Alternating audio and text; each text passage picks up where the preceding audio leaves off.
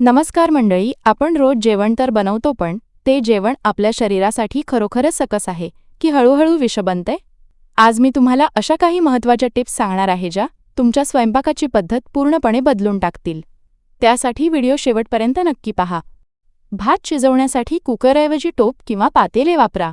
हळूहळू शिजवलेला भात पचायला हलका आणि अधिक नैसर्गिक असतो.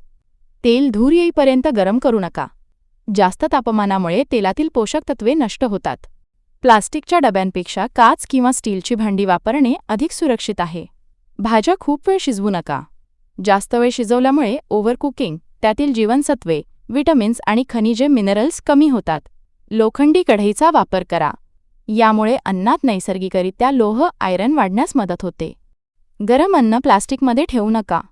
उष्णतेमुळे प्लास्टिकमधील केमिकल्स अन्नात मिसळू शकतात.